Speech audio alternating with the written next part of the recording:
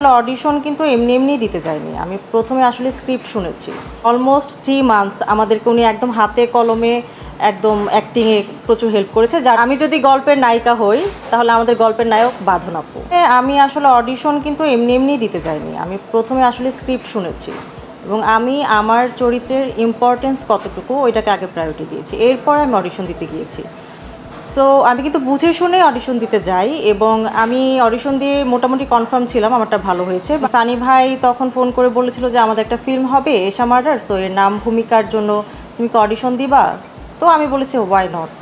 এরপরেই উনি আসলে অডিশন দিতে বলে, অডিশন দেই। দেন প্রায় 1 মাস পর আমাকে জানানো হয় ইউ আর সিলেক্টেড। তো যে কোনো চরিত্র করার ক্ষেত্রে অনেক গ্রামাটিক্যালি কিছু বিষয় থাকে এবং স্টাডি করার বিষয় থাকে, পড়াশোনা করতে হয় ওই সমস্ত জিনিস নিয়ে। তো এশার ক্যারেক্টারটা আমার একদম অপোজিট। আমি মানে কিছু কিছু দিক থেকে অপোজিট। যেমন আমি একটু চঞ্চল, এশা একটু কম চঞ্চল, একটু বোকাশোকা এবং বাট এশা খুব সহজ সরল এবং সত্যবাদী। অলমোস্ট 3 মান্থস আমাদেরকে উনি একদম হাতে কলমে একদম অ্যাক্টিংয়ে প্রচুর হেল্প করেছে, যার জন্য আসলে ক্যামেরার সামনে আমাদের আসলে মনেই হয়নি আমরা কোনো রোল প্লে করছি।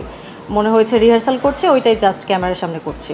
আমি যদি গল্পের নায়িকা হই তাহলে আমাদের গল্পের নায়ক বাঁধন আপু। সো এটা আমার কাছে অনেক আনন্দের এবং অনেক আমি প্রাউড ফিল করি।